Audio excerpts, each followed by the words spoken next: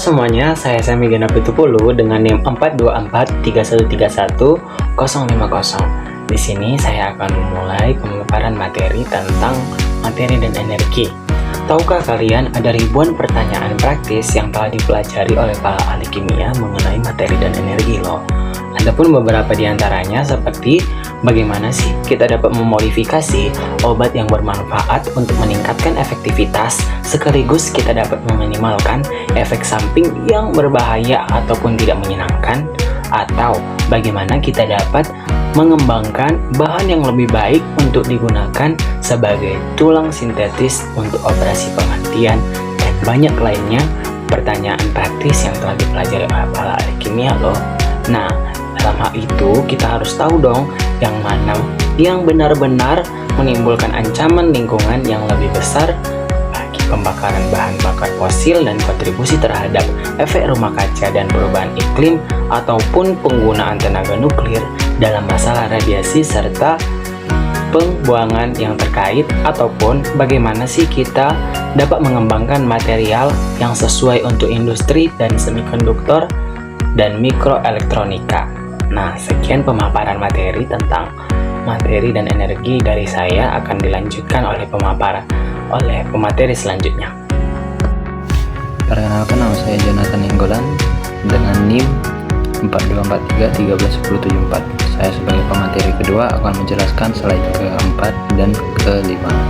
Nah, pada slide keempat kita dijelaskan bahwa kimia memiliki peranan yang sangat besar bagi kehidupan manusia. Nah, setiap benda di sekitar kita, mulai dari udara yang kita hirup, makanan yang kita makan, hingga material yang kita gunakan sehari-hari, semuanya adalah materi yang terikat oleh hukum-hukum kimia. Nah, dalam hukum kimia, kita mempelajari sifat materi, bagaimana materi dapat berubah, dan bagaimana energi yang terlibat di dalam setiap perubahan tersebut. Melalui pemahaman ini, kita dapat mengembangkan berbagai inovasi untuk mempermudah hidup, seperti pembuatan bahan bakar ramah lingkungan, dari yang tadinya tidak ramah lingkungan menjadi ramah lingkungan melalui perkembangan ilmu kimia ini. Kemudian seperti pembuatan atau pengembangan obat-obatan. Jadi ketika ada penyakit yang belum ditemukan, pengobatannya dengan perkembangan ilmu kimia ditemukan ataupun dapat disembuhkan melalui obat-obatan yang berasal dari inovasi tadi. Kemudian penciptaan teknologi baru. Kemudian kimia berlandaskan pada ilmu fisika dan matematika, serta memegang peranan penting dalam bidang biologi dan kedokteran, karena banyak proses biologis dan fisiologisnya yang sebenarnya merupakan reaksi kimia di dalam tubuh.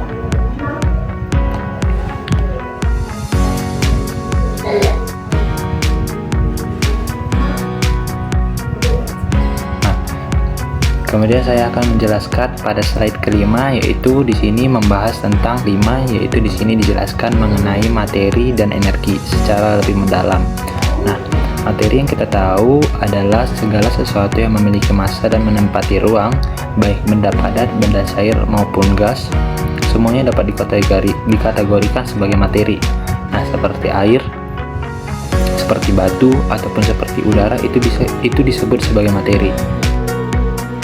Di sisi lain, energi didefinisikan sebagai kemampuan untuk melakukan sesuatu atau memindahkan panas.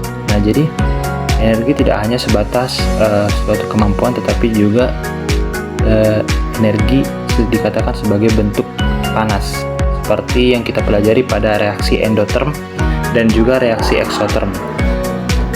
Nah, energi-energi tadi itu memiliki peran penting dalam keberlangsungan hidup dan juga aktivitas manusia. Nah, guna kita memahami materi ini adalah agar kita tahu bahwa materi itu ataupun ilmu kimia itu penting dalam kehidupan kita. Pemahaman mendalam tentang materi dan energi memungkinkan kita mengelola sumber daya dengan baik dan lebih bijak, sekaligus mendorong terciptanya inovasi yang efisien dan berkelanjutan untuk memenuhi kebutuhan umat manusia. Mungkin itu saja materi dari saya, akan dilanjutkan oleh materi berikutnya. Terima kasih. semuanya, saya Leonie Putriningsih Zebua dengan NIM 42431311094 akan melanjutkan materi dari materi selanjutnya. Nah, sekarang kita akan masuk pada materi inti, yaitu materi dan energi. Nah, apa itu materi? Materi seperti yang teman-teman ketahui, materi itu adalah sesuatu yang memiliki massa dan menempati suatu ruang.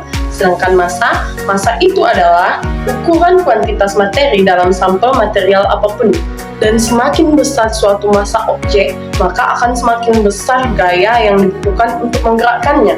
Semua benda itu terdiri dari materi. Dan indera penglihatan dan juga peraba kita biasanya memberitahu kita bahwa ada suatu objek atau benda yang menempati suatu ruang. Tetapi hal ini dikecualikan dalam kasus gas yang tidak berwarna, tidak berbau, dan juga tidak berasa seperti udara. Nah, energi ini didefinisikan sebagai kapasitas untuk melakukan pekerjaan atau mentransfer panas. Kita mengenal banyak bentuk energi, termasuk energi mekanik, energi cahaya, energi listrik, dan juga energi panas. Nah, energi cahaya dari matahari digunakan tumbuhan untuk mereka tumbuh, dan energi listrik memungkinkan kita untuk menerangi ruangan dengan menyalakan saklar. Lalu, energi panas biasanya kita fungsikan untuk memasak makanan kita. Energi ini diklasifikasikan menjadi dua jenis utama, yaitu energi kinetik dan energi potensial. Sebuah benda yang bergerak, seperti batu besar yang menggelinding, itu memiliki energi karena gerakannya. Energi tersebut disebut energi kinetik. Energi kinetik ini merupakan kemampuan untuk melakukan pekerjaan secara langsung. Energi ini mudah dipindahkan antar objek. Energi potensial adalah energi benda yang memiliki energi karena posisi, kondisi, atau komposisinya. Batu bara misalnya memiliki energi kimia, suatu bentuk energi potensial karena komposisinya. Nah, demikian materi yang dapat saya jelaskan, dan selanjutnya akan dijelaskan oleh pemateri selanjutnya. Terima kasih atas perhatian teman-teman semua. Dadah! Halo semuanya, perkenalkan nama saya Syah Aulia dengan NIM 42433111078. Nah, di sini saya akan menjelaskan materi selanjutnya tentang pembangkitan listrik dengan membakar batu bara sehingga menghasilkan energi panas. Energi panas tersebut akan diubah menjadi energi listrik. Saya ambil satu contoh. Ada sebuah batu besar di puncak gunung yang memiliki energi potensial akibat ketinggiannya. Namun, pada saat kita mendorong batu besar tersebut dan menggelinding, yang tadinya energi potensial akan berubah menjadi energi kinetik. Pasti di antara kalian bingung, kenapa sih saya membahas tentang energi? Salah satu perubahan terjadinya proses kimia yaitu disebabkan akibat perubahan energi. Ada beberapa proses terjadinya reaksi kimia. Yang pertama ada reaksi eksotermik. Reaksi eksotermik ini adalah reaksi yang energinya dilepaskan dari sistem ke lingkungan, sehingga cenderung menghasilkan reaksi panas. Contohnya, setiap pembakaran merupakan contoh reaksi eksotermik. Yang kedua ada reaksi endotermik. Reaksi endotermik adalah reaksi yang dimana energi menyerap ke lingkungan. Nah, contohnya seperti pencairan es. Sekian. Teman-teman semuanya, perkenalkan nama saya Muhammad Daniel PA dengan NIM 42421311006 dari kelas PSPK 24D. Nah, di sini saya akan membawakan materi hukum kekekalan materi yang berbunyi jumlah materi dalam sistem tertutup tetap konstan, yang dimana ketika kita membakar sampel logam magnesium di udara, magnesium akan bergabung dengan oksigen dari udara untuk membentuk magnesium oksida dan bubuk putih. Reaksi kimia ini disertai dengan pelepasan sejumlah besar energi panas dan energi cahaya. Ketika kita menimbang produk reaksi magnesium oksida, kita akan menemukan bahwa magnesium oksida lebih berat daripada magnesium aslinya. Peningkatan massa zat padat disebabkan oleh kombinasi oksigen dari udara dengan magnesium untuk membentuk magnesium oksida. Banyak percobaan telah menunjukkan bahwa massa magnesium oksida adalah jumlah yang tepat dari massa magnesium dan oksigen yang bergabung untuk membentuknya. Pernyataan serupa dapat dibuat untuk semua reaksi kimia. Pengamatan ini dirangkum dalam hukum kekekalan materi, yaitu tidak ada perubahan yang dapat diamati dalam jumlah materi selama reaksi kimia atau selama perubahan fisik. Pernyataan ini merupakan contoh hukum ilmiah, yang dimana pernyataan umum yang didasarkan pada perilaku materi yang diamati yang tidak memiliki pengecualian. Mungkin itu saja materi yang dapat saya sampaikan. Terima kasih. Halo teman-teman, perkenalkan nama aku Aida Fitrabula. Saya dari kelas PSPK 24D dengan NIM 42421310. Lanjut, hukum kekekalan energi. Dalam reaksi kimia eksotermik, energi kimia biasanya diubah menjadi energi panas. Beberapa proses eksotermik melibatkan jenis perubahan energi lainnya. Misalnya beberapa melepaskan energi cahaya tanpa panas, dan yang lainnya menghasilkan energi listrik tanpa panas atau cahaya.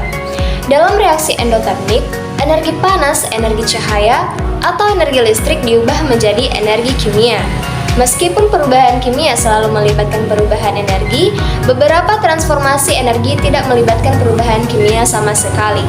Misalnya, energi panas dapat diubah menjadi energi listrik atau menjadi energi mekanik tanpa perubahan kimia secara bersamaan.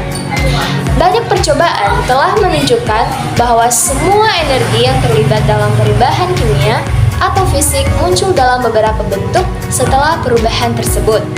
Pengamatan ini dirangkum dalam hukum kekekalan energi. Energi tidak dapat diciptakan atau dihancurkan dalam reaksi kimia atau perubahan fisik. Energi hanya dapat diubah dari satu bentuk ke bentuk lainnya.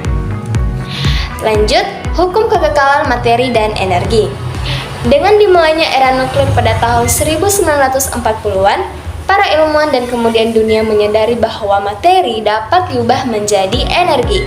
Dalam reaksi nuklir menjadi materi diubah menjadi energi.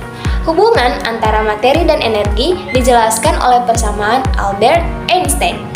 Persamaan itu memberitahu kita bahwa jumlah energi yang dilepaskan saat materi diubah menjadi energi adalah hasil perkalian massa materi yang diubah dan kuadrat kecepatan cahaya. Saat ini, kita belum secara sadar mengamati transformasi energi menjadi materi dalam skala besar. Namun, hal itu terjadi dalam skala yang sangat kecil dalam penghancuran atom atau akselerator partikel yang digunakan untuk memicu reaksi nuklir. Sekarang, setelah kesetaraan materi dan energi diakui, hukum kekekalan materi dan energi dapat dinyatakan dalam satu kalimat, yaitu jumlah gabungan materi dan energi di alam semesta adalah tetap.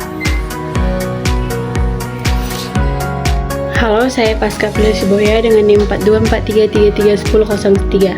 Di sini saya akan membaca kesimpulan dari diskusi kelompok kami. Materi adalah segala sesuatu yang memiliki massa dan menempati ruang. Sedangkan energi adalah kemampuan untuk melakukan pekerjaan atau mentransfer panas. Energi terbagi menjadi energi kinetik dan energi potensial. Hukum kekekalan materi menyatakan bahwa massa materi tidak berubah selama reaksi kimia atau perubahan fisik. Sementara hukum kekekalan energi menyebutkan bahwa energi tidak dapat diciptakan atau dihancurkan, hanya dapat diubah dari satu bentuk ke bentuk lainnya. Pada reaksi nuklir, materi dapat diubah menjadi energi, dan keseluruhannya jumlah materi di alam semesta adalah tetap. Terima kasih.